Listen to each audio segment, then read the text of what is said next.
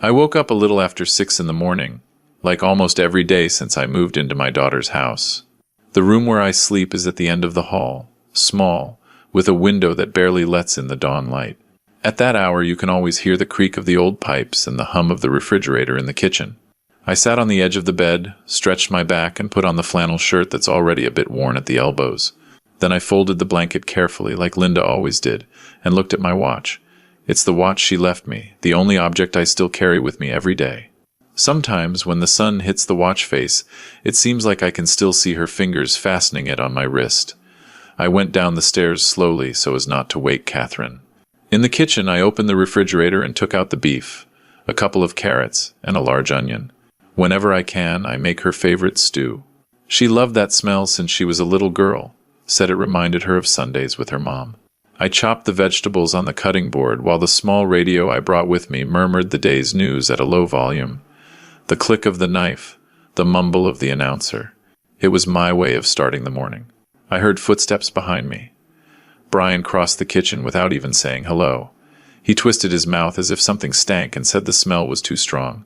I calmly replied that it was the stew Catherine had always loved, but he just walked on, huffing, as if my presence in that kitchen was a constant annoyance.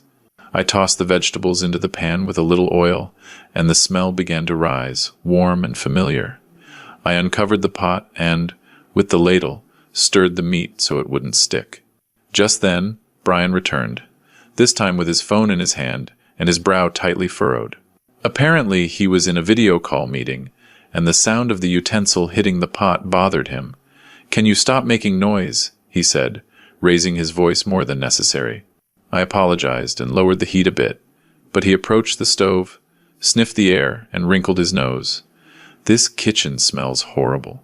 Don't turn this house into a cheap diner." I just said I would try not to let the smell spread, that I would close the lid and open the window. I didn't even finish the sentence when he tore the ladle from my hand, with such force that I almost lost my balance. Before I could react, he flipped the ladle and pressed the metal part, still hot, against the back of my hand. I heard a dry sound, as if my skin had sizzled. I felt an immediate piercing burn so strong that I dropped the rag I was holding in my other hand. A little broth splashed and stained the edge of the stove. I stood still, breathing deeply so as not to scream. At that moment, Catherine came down the stairs in her bathrobe.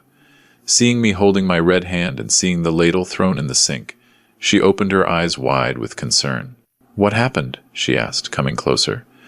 Before I could say anything, Brian answered, "Your dad almost burned the house down. He doesn't know how to cook, Catherine." I tried to downplay it, said I was just making the usual stew, but Brian looked at me with that face he uses when he wants to expose me. Catherine looked at my hand, saw the red mark, but said nothing. Her gaze moved to Brian as if asking for permission to speak, but he shot her a look so harsh that she took a step back. Then he walked to the radio and turned it off abruptly. "Start over," he told me, "and this time, do it right." He threw the ladle into the sink like it was trash. I picked up the rag and cleaned the stove, trying to ignore the sting that shot up from the burned skin. Brian threw the windows wide open, almost violently, as if the air in the house was poison. Catherine approached with a glass of warm water. She had barely put it in my hands when Brian called her from the living room. "We need to talk. Now." She left the glass on the counter and walked away without looking back. I was left alone in the kitchen, with my hand burning and the pot unfinished. I started chopping another onion to prepare the stew again. My eyes were watering. I don't know if it was from the onion or from the mix of pain and shame that enveloped me. From the living room, I heard their voices, low at first, then gradually rising. Brian had that dry, commanding tone. Catherine barely responded. No matter how much I focused on chopping the vegetables, every word came through clearly. "I can't stand having a decrepit old man here," Brian said. "This isn't a nursing home." I pressed my lips together and stirred the pot, trying to ignore the knot forming in my chest.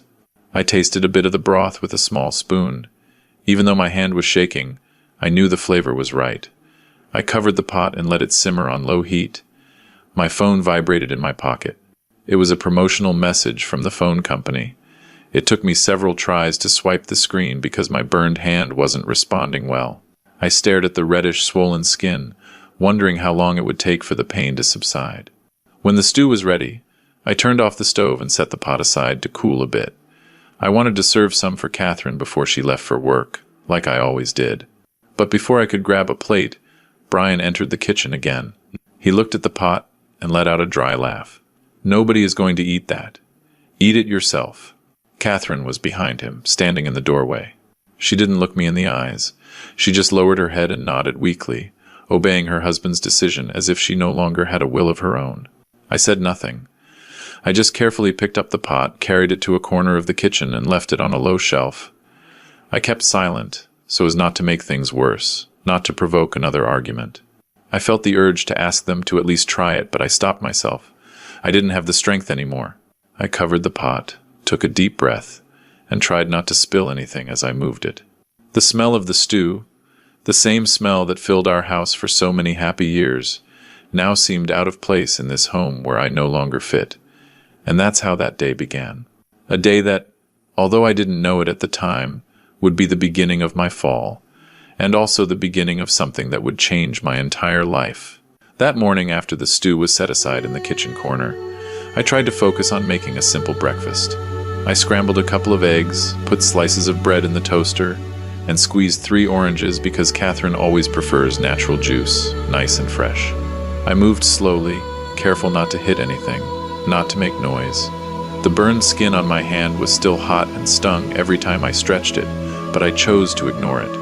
I told myself the important thing was for Catherine to start her day peacefully.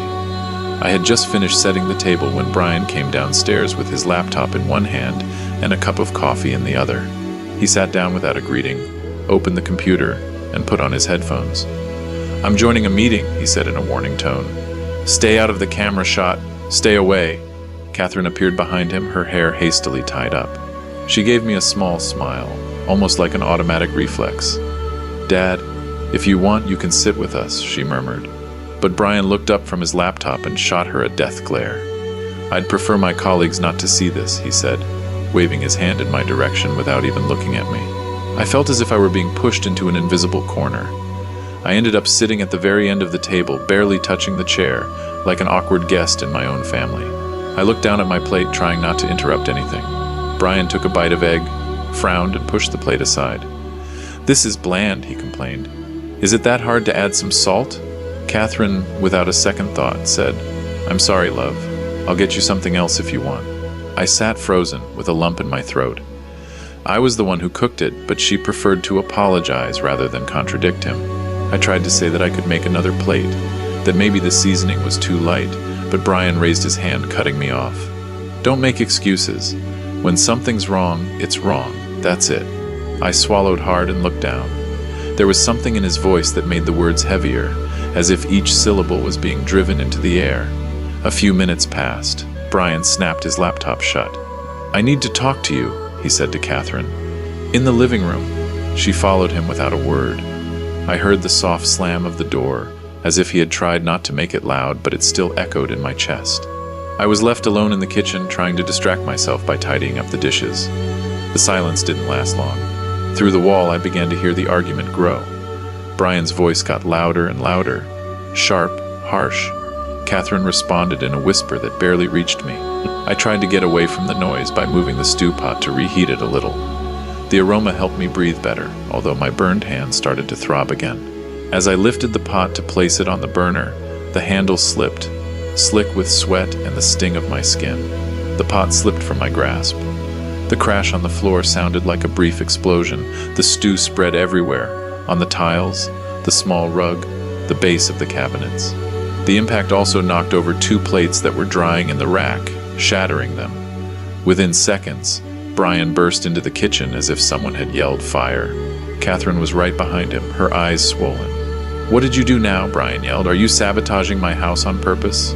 I immediately knelt on the floor, trying to gather the ceramic fragments without making more of a mess. But my burned hand forced me to pause for a second. The pain was too much. Catherine bent down to help me, but Brian grabbed her arm and pulled her up. "Leave him. He cleans this. It's his mess," he said coldly. Then he took out his phone and started taking pictures, moving around the puddle of stew like a detective at a crime scene. "This is evidence," he said as he snapped photos. "I'm not paying a cent for damage caused by him. I tried to explain that it was an accident, that the pot was hot, and my burned hand wasn't responding well. But he let out a short, bitter laugh. "Accident?" he repeated. "Yesterday you spilled red wine on the carpet. The day before you broke a bottle of oil. How many more times before you admit you're just a burden?" I felt my chest tighten as if someone was squeezing it. Catherine looked at her husband, then at me, with the silent desperation of someone trapped between two walls. I knew she wanted to help me, wanted to defend me, but she couldn't open her mouth without Brian crushing her with another look. I bent down to clean up the stew with an old rag. Every movement made the burned skin hurt more, but I preferred that to the sharp silence that had taken over the house. Even the sound of my fingers brushing the floor seemed too loud. Brian turned around and said, "When you're finished, make sure there's not a single drop left. I don't want any smells. And if you hurt yourself, it's not my problem." He slammed the living room door. The frame rattled slightly. Catherine stood in the doorway for a few seconds. She looked like she wanted to walk towards me, but Brian called her from inside. "Catherine," he said with that voice full of control, "come here now." She pressed her lips together, glanced up at me briefly, and then lowered her head. She took a step back and closed the door behind her. I was alone again. The smell of the stew on the floor, mixed with the broken ceramic, made my stomach clench. I moved carefully, picking up every piece, cleaning every stain, breathing through my mouth so I wouldn't feel my chest close up with sadness. When I finally finished and stood up, leaning on the counter because my back ached, Brian came out of the living room. He looked at my hand, which was still red and swollen. "If you hurt yourself more, deal with it alone. I'm not responsible for anything," he said without emotion, like someone reading a notice posted on the street. Then he went upstairs without waiting for a reply.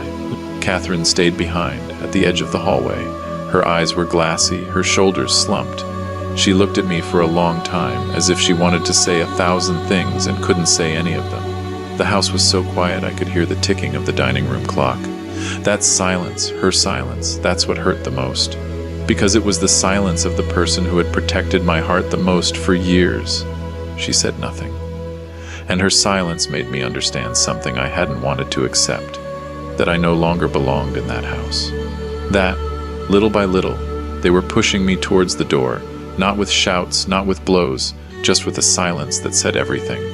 That afternoon, the heat of the day began to fade, but my hand continued to burn as if the wound had deepened. I sat in one of the patio chairs, far from the noise inside the house. Catherine, before leaving for work, had discreetly passed me a bag of ice wrapped in a kitchen towel. "Put this on for a while, Dad," she said in a low voice so Brian wouldn't hear. I sat there, holding the bag on the swollen skin, feeling the momentary relief of the cold. The patio was newly decorated. Catherine had chosen the plants, but Brian insisted on buying the new furniture. A long beige sofa, a small wooden table, 2 modern design chairs. They had nothing to do with my daughter's style, but it was obvious who made the decisions in that house. I was trying to distract myself by watching the sunlight filter through the leaves of the tree when I heard the sliding door open abruptly.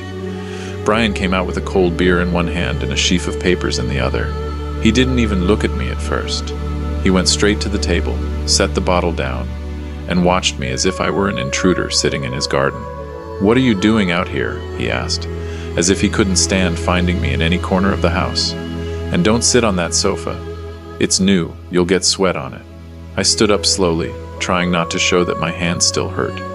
"I was just getting some air," I said. "I'm going in." I took a step toward the door, but he stood in front of me, blocking the way. His shadow fell right on top of mine. "No, wait," he said, holding out the papers. "Read this." I took the sheet with my good hand. The title read House Rules for Temporary Stay. It was a document he had written, in large letters with narrow margins. I read each line very slowly. "Do not use the kitchen after 8 p.m. Do not use the living room at any time. Do not make noise during meetings or work sessions. Do not use the washer or dryer during peak hours. Pay for your own food and hygiene items." I was silent for a moment. I didn't understand what was happening. Catherine had never mentioned any of this. Never. "What is all this about?" I asked, trying to stay calm. Brian took a swig of beer and shrugged, as if it were obvious. "This house isn't a nursing home. If you want to stay temporarily, you follow the rules. Simple as that." I felt a strange mix of shame and disbelief. I opened my mouth to tell him that I cooked, I cleaned, I did the shopping, that I had never asked for anything, that I was only trying to help. I started to say. He cut me off. You're not helping. You're trying to control the kitchen like it's yours. It's not. And Catherine is going to sign these rules tonight, so you better start thinking if that sounds fair to you. I froze, not because of the words, but because of the certainty with which he said them, as if Catherine had already decided something without me knowing. I handed the sheet back to him carefully. I want to talk to Catherine first, I requested, before she signs anything. That's all. Brian sighed as if I had asked for a huge favor. Make it quick, he said. When Catherine got home from work, it was almost 7. She looked tired, her shoulders tense, her hair down. As soon as she walked in the door, Brian was already waiting for her. He said something to her in a low voice, but his tone was anything but gentle. She barely had time to set down her purse when he took her arm and led her toward the bedroom. The door shut with a slam. I stayed in the kitchen, drying the same dish rag for the umpteenth time, trying to keep my hands busy so I wouldn't listen. But the walls were thin. I could hear their voices from the hallway, and every phrase cut through me like a cold thread. First Brian's tone, then Catherine's muffled crying, then, suddenly, either he goes or I go. You decide, Brian said, in that tone that accepted no argument. Catherine replied with something, but so quietly I couldn't understand her. I only heard a choked sob, as if she were trying to ask him to lower his voice. I stared at the sink without really seeing it. I didn't know where to put my hands. I didn't know where to put my pain. The bedroom door opened. Brian came out first, with a hard expression that gave nothing away. In his hand, he was carrying my suitcase. My suitcase. Catherine walked behind him, her eyes full of tears, clutching her phone. Brian left my suitcase by the front door, as if it were a package that had arrived in the mail. Catherine approached me slightly. Her voice was a very thin thread. Dad, maybe. Maybe it would be good if you found another place for a few days, just until things calmed down. It was the first time I had heard her speak like that, as if she wasn't my daughter, as if she was afraid of irritating someone else. You want me to leave? I asked. She looked away. She didn't say yes, but she didn't say no. Brian intervened immediately. It's best if you leave as soon as possible. This house isn't big enough for 3 adults, especially one who doesn't know how to respect other people's space. He took out his wallet, grabbed $200 bills, and crumpled them into my hand. Here, a cheap motel should be enough. Don't say I didn't help. I looked up at Catherine. She opened her mouth as if wanting to say something, but Brian put his hand on her shoulder. You don't need to talk to him anymore, he told her. She swallowed and nodded. I stood there for a moment, looking at my suitcase on the floor. Then I said, I don't want to cause any more trouble. I'll leave today. Catherine tried to smile, but the corner of her mouth trembled. Her eyes were wet. I wanted to hug her, to tell her it was okay, not to worry. But Brian had already opened the door and was pointing outside. Go on, he ordered. It's not my fault it's getting dark. I picked up my suitcase. The sound of the wheels on the threshold was the last thing I heard before the door closed behind me. Hard, dry, like a sentence. The sky was darkening. The streetlights were starting to come on, one by one. The air felt colder than usual. Maybe because I no longer had a roof to return to. I tried to call a taxi, but when I turned on my phone, I saw the message 2% battery. I didn't even have time to open the app. So I started walking. The suitcase felt heavier than usual, or maybe it was me who was more tired than ever. I reached the nearest bus stop and sat on a plastic bench that was freezing cold. There weren't many people, just a sleeping man and a woman rummaging through her bag restlessly. When the bus finally arrived, I paid the fare with $1.75 and sat by the window. I watched the lights pass by like blurry smudges. The bus went through streets I knew well, past houses where I had once worked fixing pipes, changing faucets, installing water heaters, but now it all passed by, as if it had never been part of my life. I got off downtown. The streets were full of noise, but I only heard my own breathing. I looked for a cheap hotel, one I had stayed at once when I worked out of town, but it was full. I went to the next one, also full. I asked at another, booked solid. In the end, I wound up in front of a park. The park was right across from the public library. It had stone benches, a dry fountain, and a few dry bushes. I chose a bench that was somewhat clean and left my suitcase next to my legs. The cold of the night enveloped me immediately. I put on the old coat I always carry with me. I closed my eyes for a moment, trying not to think about anything.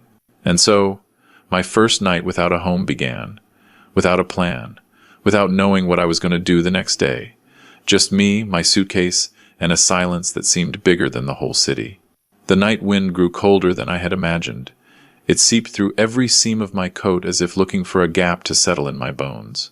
I zipped up my coat to my neck and hunched my shoulders forward to save some warmth. The stone bench was ice cold, hard as freshly set concrete, and even though I tried to lean my back against the edge, the cold quickly rose from the surface to my skin. I looked around. The park was almost empty, except for some yellowish lights that flickered as if they were about to go out. In the distance, a group of young guys walked among the trees, talking too loudly for the time of night. Their laughter mixed with stray words I couldn't make out, but the mocking tone put me on alert. I gripped the handle of my suitcase tighter, as if that piece of luggage was the last thing keeping me from getting completely lost. They didn't even look at me as they passed, but instinct told me it was better to keep everything close. A woman was pushing a shopping cart full of empty cans and plastic bags. She was wearing warm but old clothes, and she walked shuffling her feet with a slow rhythm. When she passed in front of me, she stopped for a second. She looked me up and down, as if trying to guess how long I'd been on the street. Then she slowly shook her head without a word, and continued on her way to another end of the park. The sound of the cart's wheels echoed off the cold tiles and faded into the distance. The City Hall clock tower struck 11 with a dry sound. I tried to lie on my side to avoid the lamppost light shining directly in my face. I closed my eyes, but the cold air seeped in from everywhere. I had barely managed to get comfortable when a white beam of light hit me. I opened my eyes and saw a park security guard holding a powerful flashlight pointed right at my face. "Are you planning to stay here tonight?" he asked, not unkindly, but without much patience either. I nodded. "Just for today," I replied. The guard watched me for a few more seconds and then said, "Don't make a scene or light any fires. Families come through here early in the morning," and he continued his round. I tried to close my eyes again. But around midnight, the sound of an ambulance pierced the park, its lights reflecting off the nearby buildings. I sat up with a start, my heart pounding in my chest.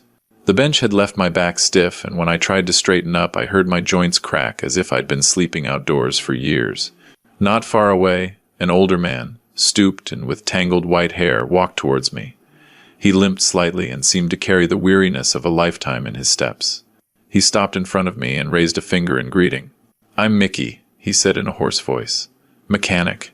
Well, I was, about 20 years ago." I shook his hand. His was cold, but firm. "Jonathan," I replied. "I don't have any food, if that's what you're asking." He smiled with one side of his mouth and started searching inside a plastic bag he was carrying. "Nobody has food here," he said, "but I got lucky today." He pulled out half a stale loaf of bread, wrapped in a crumpled napkin, and held it out to me. "Eat it. The night is freezing, and if you don't eat, you'll wake up shattered tomorrow." I accepted it with a thank you that came out more sincere than I expected. I ate slowly, even though the bread was dry and hard to chew, but the simple fact of having something in my stomach brought back a little warmth. Mickey sat on the next bench and looked around, like someone who knows the patterns of the street. "Sometimes the police come by around 4, he commented. "They don't like us sleeping on the benches. If you want to sleep without being kicked out, come with me." I followed him to the front of the library. Under a small overhang, 3 people were already lying on cardboard. One was snoring, another seemed to be awake staring at the ground, and the third had their head tucked under a very thin blanket. Mickey unfolded a piece of cardboard and placed it on the ground. "Lie down here. It's not comfortable, but it's better than the ground." I sat down slowly on the cardboard. It wasn't warm, but at least it wasn't as hard as the bench. I lay down slowly, covering my head with my coat to block the light from the downtown streets. The sound of cars on the avenue mixed with the occasional sound of a cough. Once, someone walked nearby and kicked an empty can, and the metallic echo bounced off the library walls. I tried to relax, but every so often my burned hand would start to throb with pain under my coat sleeve. Around 1 in the morning, the cold intensified. The skin where I had the burn began to sting again, as if the freezing air was getting under it. I searched for my phone in my pocket. The screen lit up with a faint glow. 6% battery. I thought for a moment before typing. In the end, I wrote just a few words. I'm okay. Take care, sweetheart. I pressed send. No reply came. I turned off the phone to save what little battery was left and lay down again. But sleep wouldn't come. In the distance, a group of young people passed by on bicycles, laughing and shouting things at those of us sleeping under the overhang. One of them said something like, "Get a job," and let out an exaggerated laugh. Mickey got up, raised his hand, and told them to get lost. The kids continued on their way, laughing as if it were a game. Minutes later, a police car circled the park. The blue and red lights lit up the pavement, and I heard the car's radio spitting out codes I didn't understand. An officer got out and walked toward us. "Keep it down," he said simply. "I'll be back in an hour." No further comment. Just that. He left. I tried to sleep again, adjusting my body on the cardboard, but every position felt worse than the last. My back burned, my shoulders were tense, and the cold was seeping in through my shoes. Around 4, I heard a hum. It was the vending machine in front of the library, turning on again. I approached it with the $2 I had left and punched in the number for a bottle of water. The machine made a couple of sounds, swallowed the money, and finally displayed a message in red. Error. I hit the button gently. Nothing. The money was gone. I stared at the machine as if it could explain to me why life had turned so bitter so quickly. I felt a weight in my chest, a mix of anger and resignation. $2 is nothing to many. For me, that night, it was all I had. Mickey came up behind me and put a hand on my shoulder. "Sometimes that's how the street is," he said in a low voice. "It takes more than it gives." I nodded without a word. We went back to the library overhang. I sat down on the cardboard again, hugged my suitcase, and watched as the sky slowly began to lighten. A very soft orange hue spread behind the buildings, pushing the darkness into the corners. I closed my eyes for a few seconds. I wasn't asleep, just tired, very tired. That sunrise marked something I never thought I'd experience. My first night as a homeless man. A man who had a family, a house, a life, and who was now sitting on a piece of cardboard, waiting for the sun to rise to feel a little less cold. After that night under the library overhang, I woke up with my body numb and my mouth dry. Mickey touched my shoulder gently with his fingertips, like someone waking up a person who has slept too little. "Come on, Jonathan," he said. "The church on the corner gives breakfast until 9. If we don't get there early, the bread runs out." I packed up my suitcase, stood up as best I could, and followed him. We walked 2 blocks to a gray building with a white cross at the entrance. In the courtyard, there was a long line of people, most with broken backpacks, old coats, or shopping carts full of things that were essential to them. The air smelled like cheap coffee and toast. Mickey showed me where to stand in line. We waited about 20 minutes. When we finally got to the front, a young volunteer with a red scarf and eyes full of energy asked me if I wanted a scarf or a hot towel. "A handkerchief, please," I replied. She took out a light gray one, folded it carefully, and handed it to me as if she were giving me something valuable. I took a tray with 2 pieces of toast, a little peanut butter, and a cup of watery coffee. I sat on the church steps while the morning sun tried to warm the air a little. I looked around. There were old people wrapped in blankets, young men with lost gazes, women trying to calm their children, all gathered in that courtyard as if it were a makeshift refuge for tired souls. I wondered at what point I had ended up there, mixed among them. Yesterday, I was at my daughter's house. Today, I was in line for a free breakfast. Mickey sat next to me and told me that today he would try to find another place to sleep because the police usually cleared out the downtown area at night. "I don't want an officer to catch you at 4 in the morning, he warned. "They can be tough, you know." I nodded. At that point, any practical advice was worth a lot to me. Before leaving, I opened my suitcase to organize the few things I had. As I checked the small inner compartment, I touched something soft and familiar. It was Linda's brown coat, the same one she wore every winter, the one that still had her faint perfume if you brought your nose close. I took it out carefully. As I shook it to fold it, a pale yellow envelope fell onto my legs. I froze for a few seconds. In a corner of the envelope, I recognized Linda's handwriting. She had that firm stroke that never changed, even when she was sick.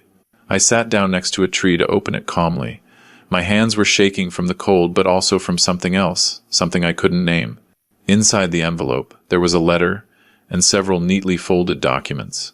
I had barely read the first words. If you are reading this, it's because I couldn't tell you in person.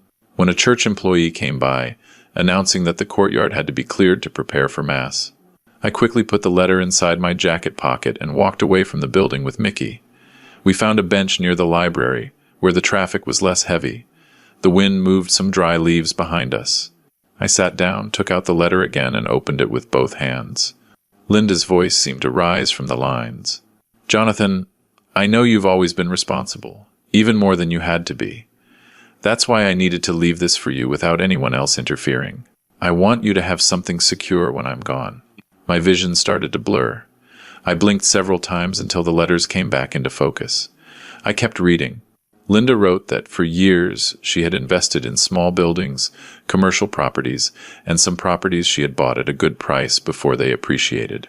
She had kept it a secret because she wanted to give it to me as a gift for my old age, so I wouldn't have to keep breaking my back working with pipes and tools. With trembling hands, I opened the additional documents. There were 13 property deeds. 13, all in my name. Some buildings, some apartments, even small storefronts. I reviewed them one by one, unable to believe what I was seeing. And there, on one of the deeds, I recognized the name Westwood Oaks. The same building where Catherine and Brian lived. My stomach did a flip. How was it possible that I was the owner of the building where my own son-in-law had thrown me out as if I were nothing?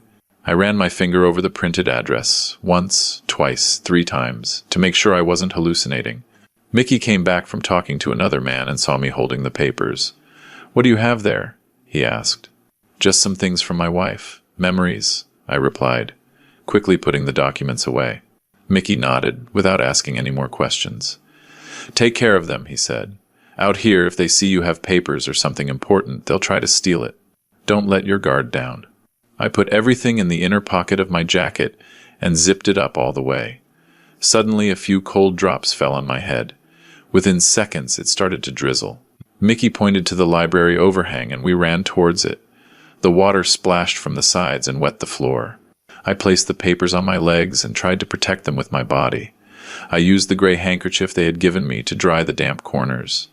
The smell of wet paper made my heart race. It was as if I was trying to save the last thing I had left of my life. A library employee came out to remind us not to block the entrance. I apologized and took a couple of steps to the side. Then I checked my phone. Only 4% battery. I asked Mickey if he knew a place where I could charge it. He nodded without hesitation. Yeah, he said, there's a hidden outlet at a bus stop. Not many people know about it. I followed him in the light rain. The outlet was under a metal bench, almost invisible. I plugged in my charger and waited for the phone to come back to life a bit.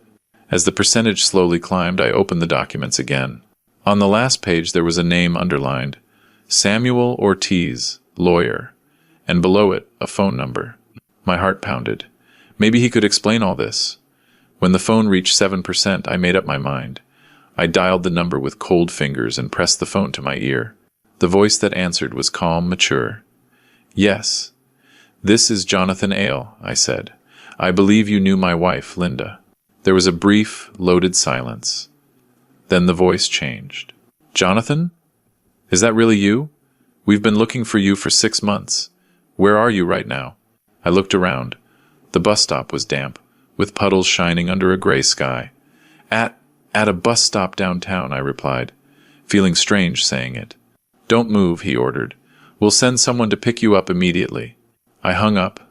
I put the phone away, still shaking, and sat on the cold bench. The water was still falling, though softer now. Mickey watched me from the side. Everything okay? He asked. I have to see someone. An acquaintance, I replied, not knowing how to explain something I couldn't even understand myself. About 25 minutes passed before a black sedan parked in front of the bus stop. A man in a dark suit got out of the car and walked towards me with a confident stride. He had a folder under his arm and was holding a small sign with my name written on it. Mr. Ale, he said, nodding his head. I'm from Mr. Ortiz's office. He's waiting for you. The man carefully took my suitcase, opened the back door of the vehicle, and invited me to get in as if I were someone important. And as he closed the door behind me, still soaked from the rain, I thought that maybe the story of my life wasn't over. Maybe it was just beginning. The black sedan drove through several streets I knew by heart, though I hadn't been through there in years. I had fixed pipes on those same blocks. I had carried toolboxes under the summer sun, and I had greeted neighbors I wouldn't even remember if I saw them again. I never imagined that one day I would return to these avenues as a passenger in an elegant car with a driver in a suit opening the door for me. I felt a strange mix of shame, exhaustion, and a premonition I didn't know was good or bad. The car stopped in front of a huge, dark glass building in the middle of the Los Angeles financial district. The automatic doors opened and cool air, smelling of freshly cleaned marble, came out to meet us. The driver gestured for me to follow. My worn-out boots echoed on the shiny floor as we walked to the reception. There were people coming and going with folders, elegant backpacks, phones pressed to their ears. I felt like an intruder. A young receptionist greeted us with a professional smile. She gave me a quick glance, as if trying to figure out what I was doing there, but then she politely asked if we had an appointment. The driver handed her Samuel Ortiz's business card. She nodded, typed something into her computer, and directed us to the elevator. We went up to the 14th floor. When the doors opened, I found myself in a quiet, carpeted hallway, decorated with black and white pictures of old buildings. The driver walked to door 1407 and knocked twice. A man in a gray suit came out immediately. It was Samuel. He had graying hair, thin glasses, and a firm but calm gaze. When he saw me, he approached without hesitation, as if confirming the presence of someone he had been waiting for months. "Mr. Al," he said. Finally. He shook my hand firmly and led me in. The smell of polished wood filled the office. There was a large table, shelves with labeled binders, and a window that overlooked half of downtown Los Angeles. Samuel pointed to a chair next to his desk. Seeing me shiver a little, he found a mug, filled it with hot water, and added a tea bag. "Drink something hot," he said. "Are you safe now?" I took the mug, felt the steam on my face, and for the first time in days, a faint but real sense of relief washed over me. I took Linda's envelope and all the documents I had been guarding as if they were my life from my jacket. Samuel received them carefully, as if he also felt their emotional weight. He reviewed them one by one, comparing them with digital files on his computer. I heard the sound of the mouse, the soft typing, his small murmurs.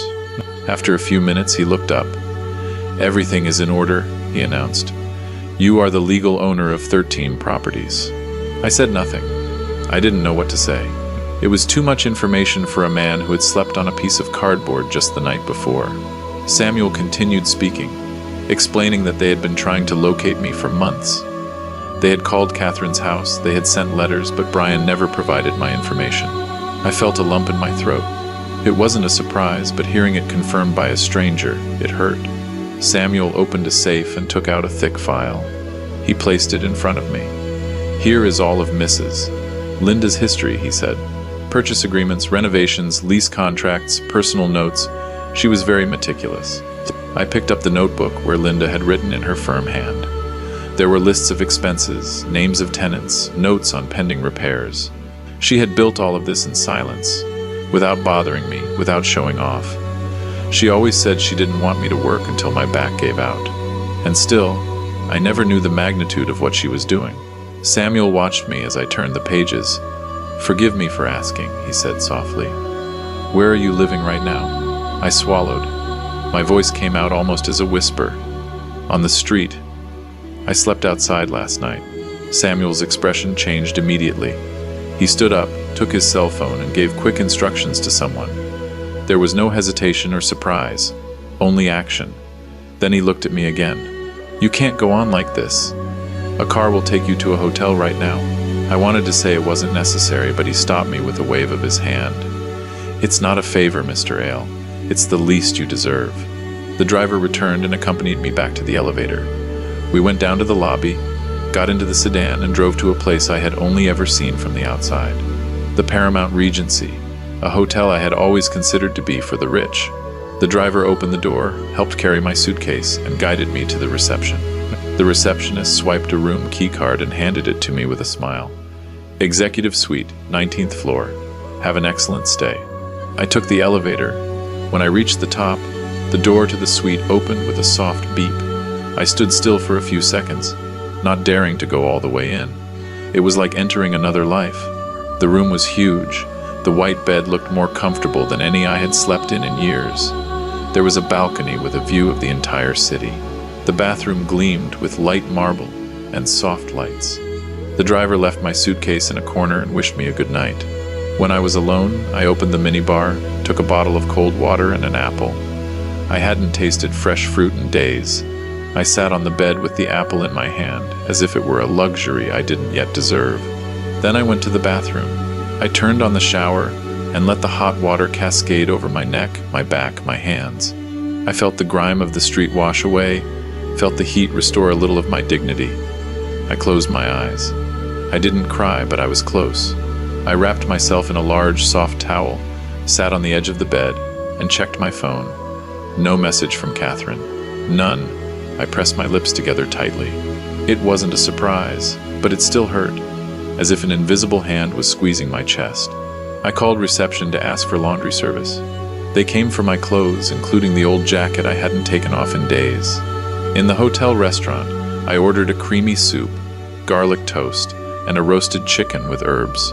I ate slowly, without rushing, as if my stomach still didn't trust that there would be another meal after this. At the end of dinner, Samuel called. "Everything is ready to transfer the administration of the properties," he informed me.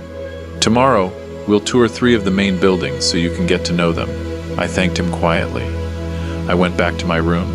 I combed my hair with a hotel comb to look more presentable. An employee brought up a new suit, navy blue, ironed, perfectly folded. I held it up in front of the mirror and, for a moment, I didn't recognize the man reflected there. Before going to bed, I opened a second envelope from Linda's file. It was short, just a few lines. "If anyone hurts you, remember, you are not alone." I closed my eyes. I clutched the paper in my fingers. I put it on the nightstand, turned off the light, and settled under the soft sheets. That night, I slept deeply, without stirring, without being cold, without fear. It was the first time in a long time that my body remembered what it was to rest. At dawn, light streamed in through the translucent curtains. The phone vibrated. It was a message from Samuel. "I'll pick you up in 30 minutes. Today we begin." I got up, put on the new suit, and took a deep breath. I didn't know exactly what awaited me, but for the first time in many years, I felt like I was moving towards something new. Something big, something mine. And I knew, as I closed the suite door behind me, that this was only the beginning of a completely different life. The next morning, I went down to the hotel lobby wearing the blue suit Samuel had asked me to wear. I felt strange in it, as if I were wearing someone else's life. Samuel was already there, standing by a sofa, a thick briefcase in one hand. When he saw me, he looked up and nodded. "Good morning, Mr. Ale." "It will be a long day," he said, wasting no time. The driver opened the door of the black sedan, as if the gesture was already a natural protocol for me. I settled into the back seat, still with a certain awkwardness every time someone treated me with more respect than I was used to. Samuel passed me a folder with a detailed itinerary. "We will review 3 main buildings, Bristol Court, Maple Oaks, and Westwood Oaks," he explained. "I want you to see how they work, who manages them, and what decisions you can make as the owner." As we drove down Wilshire Boulevard, the sound of traffic filled the spaces between Samuel's words. He talked about rental prices in the area, about demand in Los Angeles, about corporate tenants. It was a lot of information for one day, but I listened carefully. I wanted to understand. I had to. We arrived at Bristol Court, a medium-sized red brick building. At first glance, it seemed well-maintained, but Samuel winked at me when I noticed some stains on the facade. At the entrance, we were greeted by Marlene, the administrator, a woman in her 40s with her hair pulled back and a fast, confident way of speaking. "It's a pleasure to meet you, Mr. Ale," she said, shaking my hand. "I didn't know you were coming today." Samuel gave a slight smile. From now on, he will participate in all important decisions. I felt a little jolt. It was strange to be introduced that way. Marlene led us down the hallways. The smell of disinfectant and old paint mingled. In one stretch of the hallway, 2 lights were flickering. Marlene sighed. "We have requests to replace them, but we're still waiting for budget approval." Samuel looked at me, as if wordlessly asking if I wanted to authorize it. I nodded simply. "Do it today," I said. Marlene was surprised, but her smile was genuine. "Thank you, sir. I'll call the electrician now." We went up to the roof to check the ventilation system. The sun reflected off the hot metal. Samuel explained the annual costs, the filter change schedules, the importance of inspections. I asked a few simple questions and he answered without impatience. For the first time in many days, I felt like someone was teaching me something without judging me. After almost an hour, we returned to the car and headed to Maple Oaks. When we arrived, I saw several workers on scaffolding, painting the facade. Their hands, clothes, and even their faces were stained with white paint. Trevor, the administrator, approached, wiping his hands on a rag. "Welcome, Mr. Ale," he said.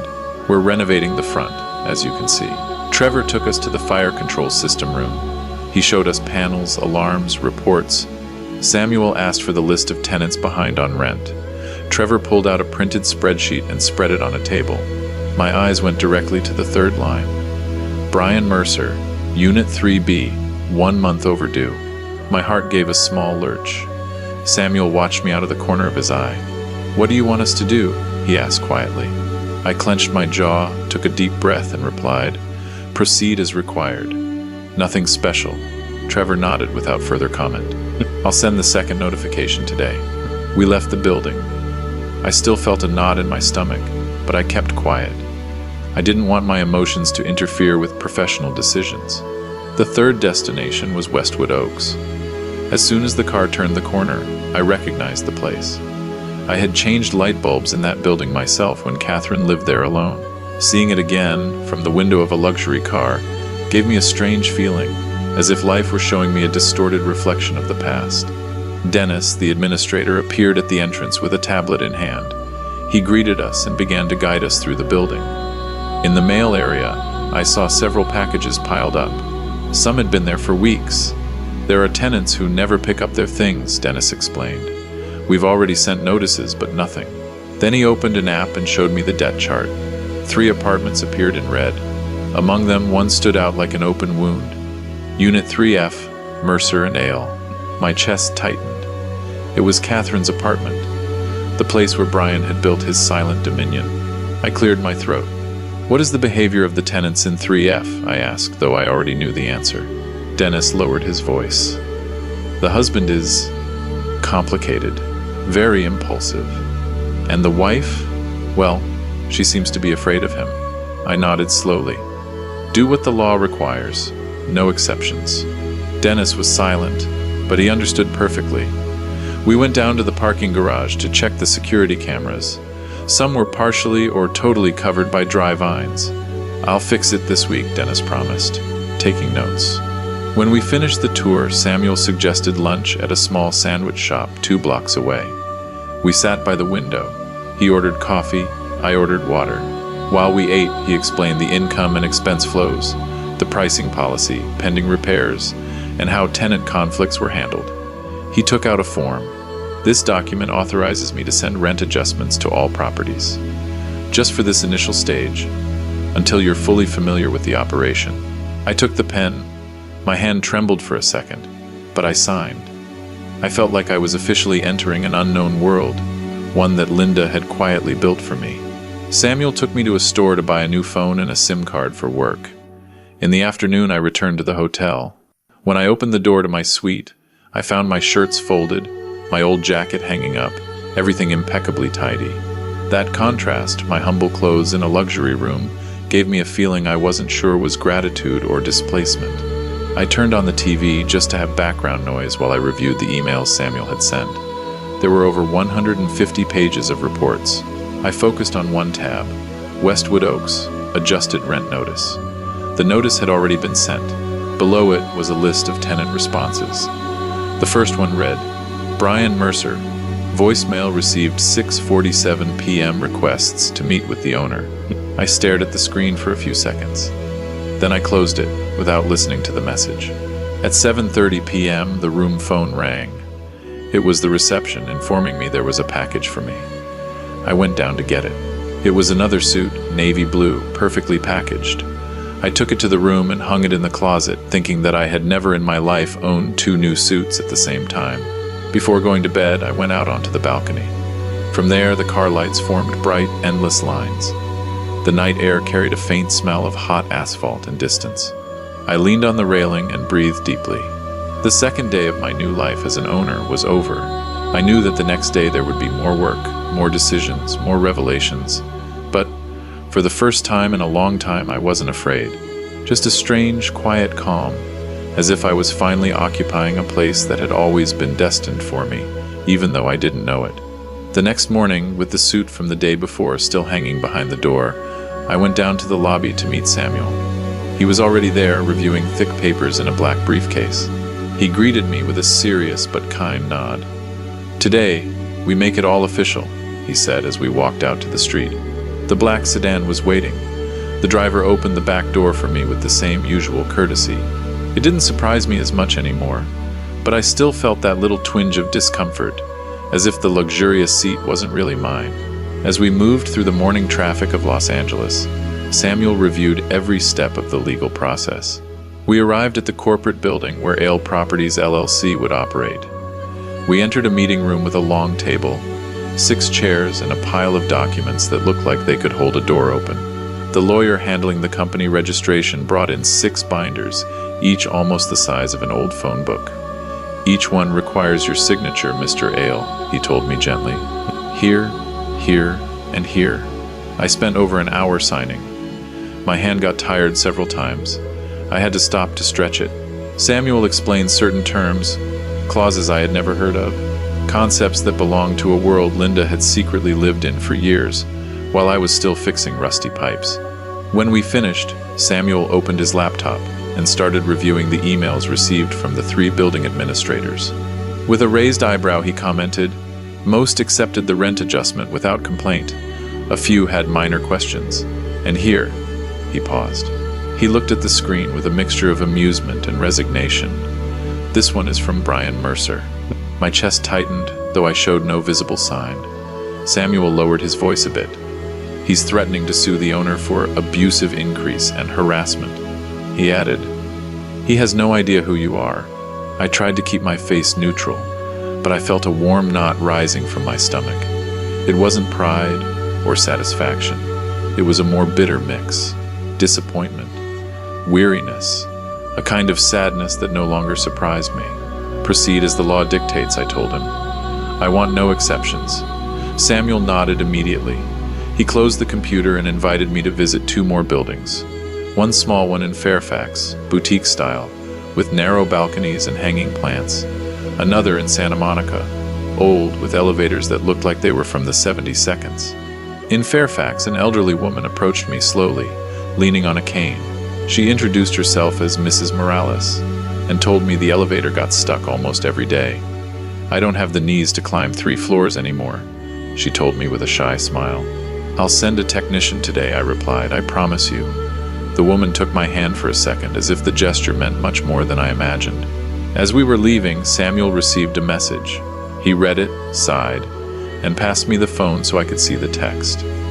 It was from Dennis, the administrator of Westwood Oaks. Unit 3F, officially 2 months behind. Final notice sent. My heart clenched, but I kept my gaze steady. "Do you want to wait before starting the eviction process?" Samuel asked me, giving me space. I shook my head. "No, do what's required." Inside, it hurt. Of course it hurt. It was my daughter's house.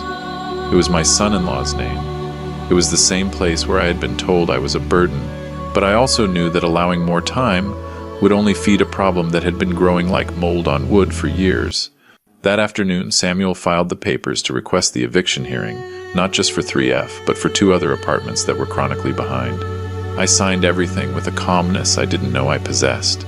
3 days later, I received a brief message from Samuel. Hearing, Friday, 9 a.m. We arrived at the courthouse with time to spare. The building had a mixed smell of dampness, paper, and old coffee. We sat in the back row. I leaned forward a little, trying not to be noticed. 10 minutes later, Brian and Catherine entered. He was wearing a wrinkled shirt, had a scruffy beard, and his eyes were red as if he hadn't slept.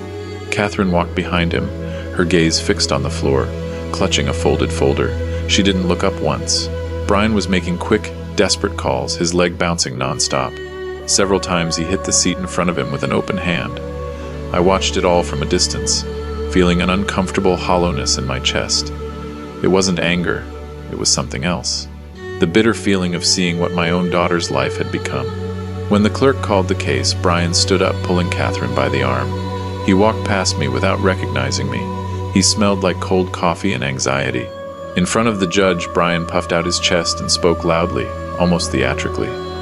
"This owner is inhuman. He raised the rent without justification. He's abusing us, a family with a young child."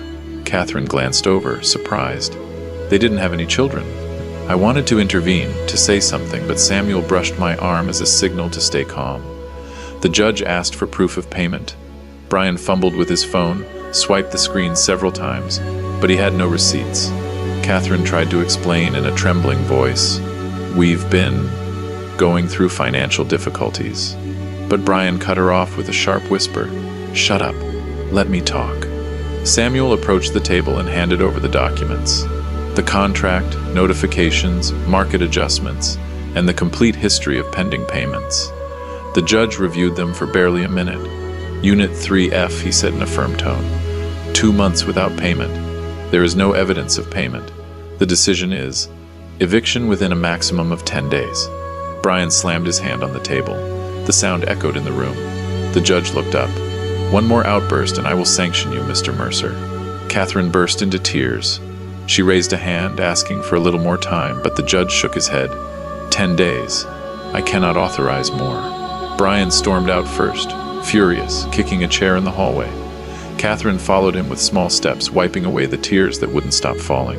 I watched them go, never knowing I was right there. So close. Samuel gathered the papers and looked at me discreetly. "Do you wish to speak with them now?" I thought for a few seconds. I looked at the door they had left through, heard the echoes of Catherine's footsteps fading down the corridor. "No," I said finally. "Not yet." We left the courthouse. A strong wind was blowing, kicking up dry leaves and moving the hem of my jacket. In the parking lot, the black sedan gleamed under the midday sun. "Are you all right?" Samuel asked as we got in the car. "Yes," I replied. "I'm as I should be."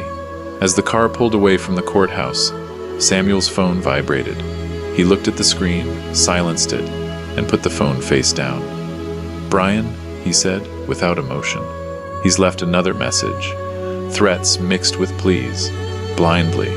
A man who doesn't understand that the power he had over others is crumbling because it never belonged to him." In the distance, I watched the courthouse grow smaller through the window. The clouds were moving fast. An ray of light broke through, landing on a crosswalk. I took a deep breath. "Samuel," I said, without taking my eyes off the road, "I think the time has come."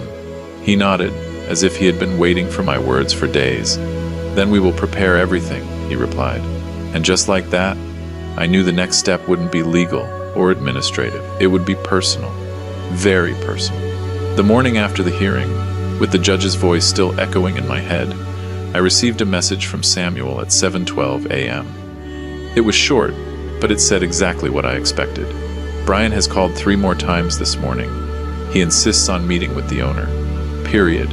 I replied immediately with a surprisingly steady hand. "Arrange the meeting. Office 1407. Samuel agreed without asking questions and added that it would be good for me to arrive 20 minutes early to get everything set up. I took the navy blue suit they had given me the day before and laid it carefully on the bed. I looked at it for a few seconds. The fabric seemed too good for a man who, just 2 weeks ago, was sleeping on a cement bench. Still, I put it on calmly. I adjusted the tie in the mirror, combed my still damp hair, and took a deep breath before leaving the room. The driver was waiting downstairs. He opened the car door for me with the same courtesy as always. During the ride, Samuel called to review the final details. "Sit on the inside of the table," he told me. "I want him to see you as soon as he enters." I nodded without a word. His tone was professional, but there was a clear intention behind it, to make the truth land on Brian without any warning. We arrived at the glass building. The elevator took longer than usual to go up, maybe because of the number of people at that hour, but I finally reached the 14th floor. Samuel was already there, standing in front of the door to office 1407, with a composure so calm it made me think he had lived through hundreds of scenes like this. "Take a seat here," he instructed. "Let's keep the bottle of water nearby, and these documents, leave them in sight." He placed 3 thick folders on the table. One of them had Linda's name written on it by hand. It hurt a little to see it, but I let it stay there. Barely 10 minutes passed when Samuel's phone rang. It was the receptionist from the floor below. "Brian Mercer has arrived. He's on his way up." Samuel gave me a signal to straighten my back. I sat up firmly, my hands resting on the table, trying to contain any shaking. He positioned himself to the side of the room, like a neutral observer. The door burst open without a knock. Brian entered first. His hair was messy, he had deep dark circles, and his shirt was wrinkled. His movements were fast, nervous. Behind him came Catherine, her face clearly exhausted.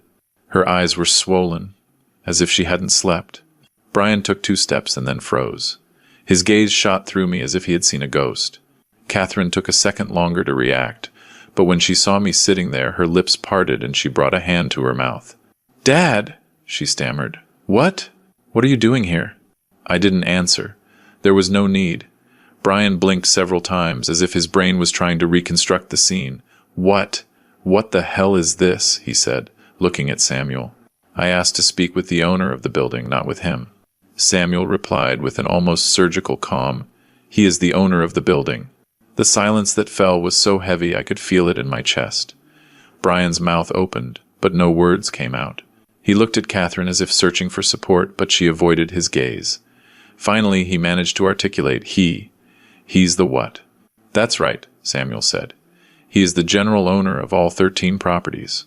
Brian swallowed, took 2 steps closer to the table, and repeated, "You're behind the rent increase?" "Yes," I replied. Catherine slowly sat down in the chair across from me, still clutching her crumpled folder. She seemed to be trying to understand something that had been escaping her for a long time. "Why didn't you tell me, Dad?" she murmured. "Why?" "There was never an opportunity," I answered. "And you know why." She looked down. Then Brian changed completely. The surprise lasted less time than I expected. As soon as he thought he had regained his footing, he leaned forward, trying to be imposing. "What do you want? Revenge? To make me look like an idiot?" Samuel intervened before I could answer. "Watch your tone. This meeting is being recorded." Brian took a deep breath, trying to compose himself. Then, feigning cordiality, he sat down and said, "Let's talk like adults. This can all be fixed." I slid the folder with the delinquency notice, the judge's order, and the process documents toward him. I said nothing. There was no need. Brian took them, glanced at the first few pages, and his expression changed again. He paused when he saw Linda's signature on some old contracts, and his eyes widened slightly. Catherine began to cry silently. Her hand was shaking as she opened her own rental folder. She tried to explain, "Dad, I didn't want this. We've been having problems, but—" Brian interrupted her abruptly. "You don't have to apologize. It's not your fault. It's his fault for not wanting to help us." Samuel, now visibly tired of Brian's attitude, spoke firmly. "We're not here to argue about blame. We're here to execute a court order." Brian leaned towards me, this time with a softer, almost pleading tone. "Look, Jonathan, give me 3 months. Just 3. I'll pay everything. I give you my word." I looked him in the eye. There was no hatred in me, only clarity. "The judge's decision is 10 days, I replied. Brian gritted his teeth. Catherine broke down, covering her face. "Dad, it's me. I'm sorry. I'm sorry for all of this." I nodded. Not to forgive her, or to blame her, just to acknowledge her pain. Brian shot up from his chair. He pushed it back, looking around like a cornered animal. You could tell he wanted to scream, but he knew he was at a disadvantage. He lowered his voice and addressed Samuel. "Let's negotiate. We can always negotiate something." "The only thing I can negotiate," Samuel replied, "is the exact day you will leave the apartment. Within the 10-day period. Nothing more." Brian cursed under his breath. Catherine, exhausted, stood up slowly and walked toward the door. He tried to grab her arm, but she dodged him, without looking at him. "Dad," she said one more time, in a thin whisper. I wish things had been different," and she left. Brian followed her with hurried steps. The door closed, not with a slam, but with a weight that was felt in the whole body. Samuel gathered the documents. Everything legal is closed, he told me. Now you can get on with your life. I stood up, buttoned my jacket, and took a deep breath. Samuel asked if I wanted to go to Westwood Oaks to supervise the move-out when the day came. No, I replied. That's what I have administrators for. We went out into the hallway and got into the elevator. The doors closed slowly, and I saw my reflection in the polished metal. I was no longer the man who had been thrown onto the street with a suitcase and 200 crumpled dollars. I was someone new, someone who had finally reclaimed his place. The next morning I left the Paramount Regency Hotel with a calm that still surprised me.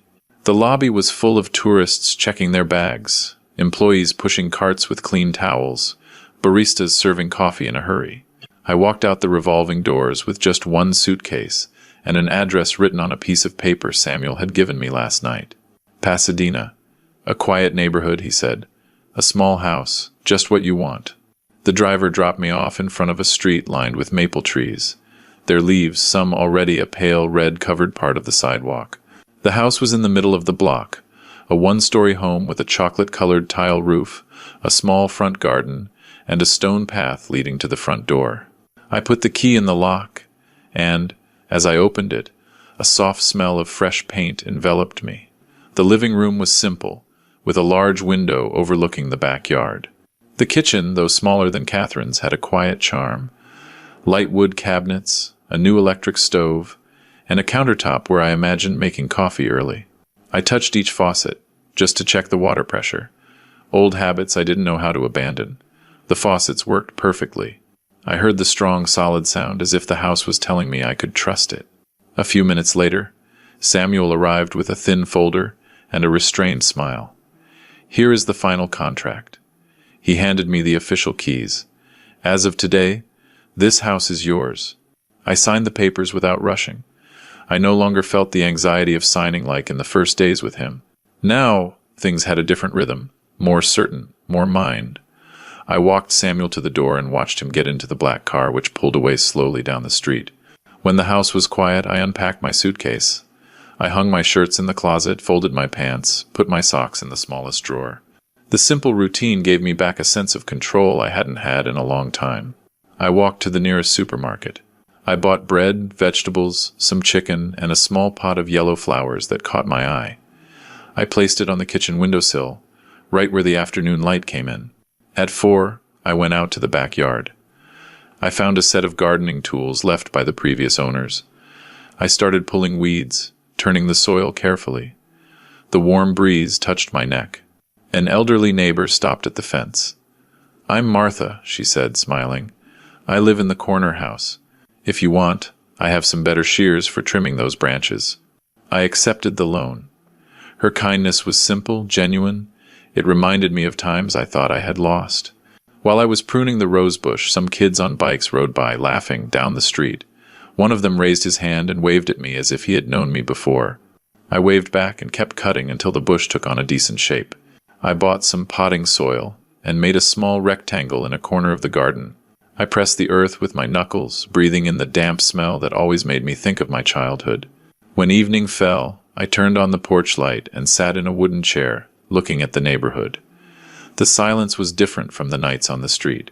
Here, there was no fear, no hurried footsteps, no drunken voices. Just the distant sound of a car passing and the gentle movement of the maple branches. The phone vibrated. It was a message from Samuel. "Brian and Catherine have left apartment 3F. The administrator has already changed the lock." I replied simply, "Understood." I put the phone away, feeling no triumph or relief. Just a quiet acceptance that this chapter was finally closed. 3 days later, I decided to go to the volunteer center in Glendale, just as I had been thinking for some time. I asked about the food distribution program. They gave me a light jacket with the center's logo, and I joined the group preparing trays for families in need. As we were handing them out, I recognized someone in the line. Mickey. His beard was a little longer, but it was him. When he saw me, his eyes went wide. "Well, look at you, Ale," he said, laughing. "You look like a politician now." I laughed too and handed him an extra food packet. "I'm just starting over," I said. "That's life," he replied, putting the packet in his backpack. "It takes strange turns, but sometimes it surprises us." We said goodbye there, among boxes of fruit and bags of bread. and for the first time in a long time I felt like I was giving back a little of what I had received. That night I returned to my new house. I showered, made a hot tea, and pinned Linda's letter to a corkboard above my desk. Right next to it, I placed the first utility bill for the new home. It was my way of telling myself that everything old and new had its own place in this house. I opened the window. The night air came in, smelling of freshly cut grass. I closed my eyes for a few seconds. At 9 o'clock, the phone vibrated again. Catherine. I stood still, feeling a slight weight in my chest. Not pain, something more complex, I answered. Dad. Her voice was weak, as if she had been crying. I left Brian's house. I'm staying with a friend.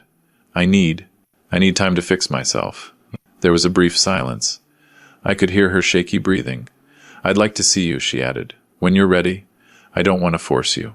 I looked out at the backyard through the glass. The maple leaves trembled gently under the yellow porch light. We can see each other, I said, when we're both truly ready. She let out a short sob, but this time it wasn't out of fear. It was relief. Thank you, Dad, she whispered. After hanging up, I went out to the patio again. I turned on the small solar lights I had staked along the fence that morning. They lit the garden with a faint, warm glow. I took the watering can, watered the freshly turned earth, and smelled the damp soil rising from the grass. Above me, a few stars fought to shine through the city's light pollution. I stayed like that for several minutes, without moving, listening to the faint chirp of crickets. Then I closed the door, turned off the lights, and made my bed. That day wasn't just the end of a painful story. It was the quiet, firm beginning of a completely new life.